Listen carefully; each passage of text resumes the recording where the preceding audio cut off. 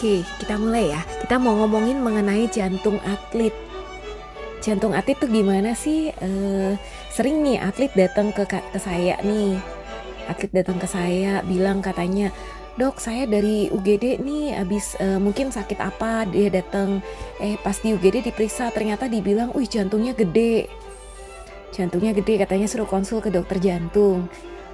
Kadang juga nih atlet mau masuk katanya, "Wih, saya nggak lolos nih, saya nggak bisa lolos dari ini medical check up." Katanya dibilang jantungnya ada kelainan, jantungnya gede nih. Itu juga pernah. Terus udah gitu, ada juga atlet nih mau ngelamar kerjaan medical check up, dibilang katanya nggak sehat, suruh konsul dokter jantung karena jantungnya gede. Sebenarnya jantung atlet tuh kayak gimana sih? Yuk kita pelajarin bareng-bareng yuk. Ini ilustrasi gambar jantung. Apa yang terjadi pada atlet?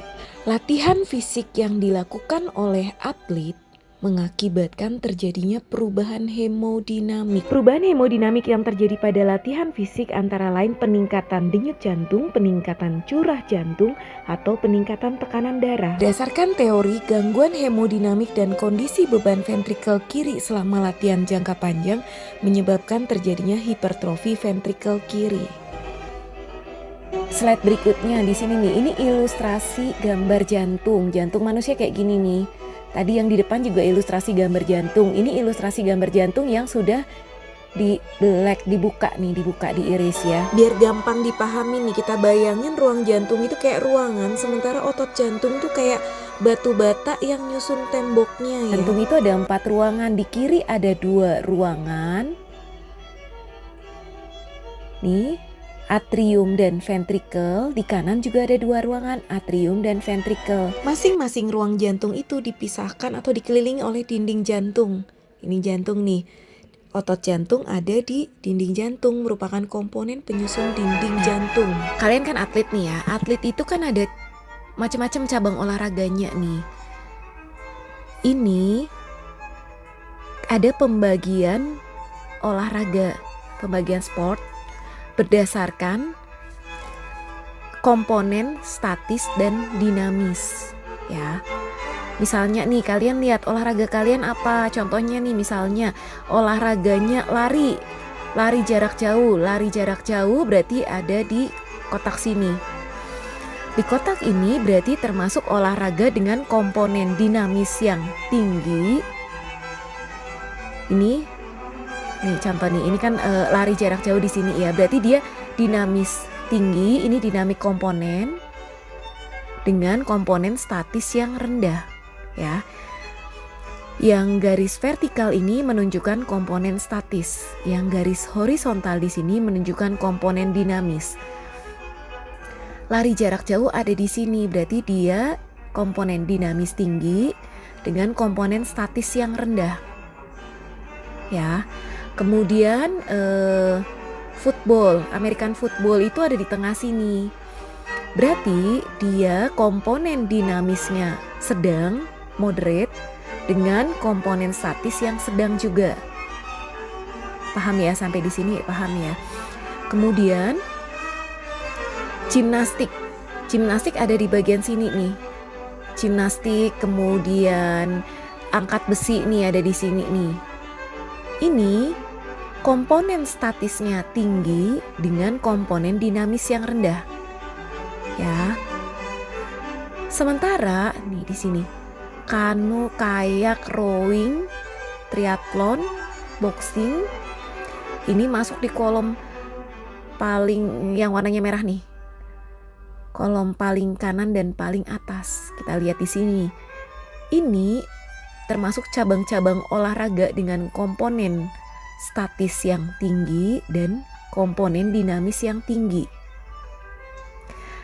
Apa keperluannya kita belajar komponen statik dan komponen dinamik dari olahraga? Hubungannya dengan otot jantung. Kita udah belajar nih komponen statik dan komponen dinamik ya. Sini kita pelajari olahraga dengan komponen-komponen statik yang tinggi, olahraga yang bersifat statis olahraga yang bersifat statis akan menaikkan heart rate, menaikkan denyut jantung, dan blood pressure. Jadi dia menaikkan denyut jantung dan tekanan darah. Yang terjadi dengan kenaikan denyut jantung dan tekanan darah itu adalah overload tekanan. Ya, paham ya? Jadi olahraga-olahraga yang dengan komponen statik menaikkan denyut jantung dan tekanan darah, mengakibatkan terjadinya overload tekanan. Pada kasus-kasus terjadi overload tekanan yang terjadi apa nih? Hipertrofi otot-otot jantung yang bersifat konsentrik. Tadi hipertrofi udah disimpan ya kata hipertrofi. Nah sekarang hipertrofi yang bersifat konsentrik. Hipertrofi konsentrik kayak gimana nanti kita belajar lagi ya. Ini contohnya angkat besi. Angkat besi kan komponen statisnya tinggi, komponen dinamisnya tadi rendah ya. Kemudian kita belajar lagi nih. Sebelah sini adalah olahraga yang bersifat dinamik. Contohnya tadi lari jarak jauh. Nih olahraga yang bersifat dinamik cenderung menaikkan heart rate atau denyut jantung dan stroke volume atau volume sekuncuk. Akibat kenaikan denyut jantung dan volume, apa yang terjadi? Yang terjadi adalah overload volume. Volume yang berlebihan. Apa yang terjadi? Hipertrofi yang bersifat eksentrik. Tapi pada prinsipnya nih, itu kan secara teori ya. Pada prinsipnya olahraga itu nggak murni statik, nggak murni dinamik. Oh tadi olahraga yang campuran kayak misalnya bersepeda jarak jauh itu kan komponen cenderung di tengah ya. Tapi pada prinsipnya olahraga juga nggak ada yang murni statik, nggak ada yang murni dinamik ya. Apakah dia lebih ke statik atau lebih ke dinamik? Hubungannya dengan perubahan yang terjadi pada otot jantungnya. Oke, nah kita slide selanjutnya nih. Yang di tengah ini adalah gambaran jantung yang normal. Ini sarkomer nih. Ini kondisi otot-otot jantungnya seperti ini. Ya, jantungnya seperti ini. Kemudian kita lihat yang sebelah kanan dulu nih. Ini olahraga yang bersifat resisten. Atau tadi yang bersifat statik tadi ya. Yang terjadi ini yang normal, ini lebih tebal. Ya, resisten training itu menyebabkan terjadinya hipertrofi yang bersifat konsentrik. Ini normal. Lihat ini merah-merahnya lebih tebal kan. Otot jantungnya cenderung lebih tebal. Kita lihat di sini nih gambaran sarkomer. Ini segini, ini lebih tebal. Ini adalah gambaran hipertrofi konsentrik yang terjadi karena overload tekanan.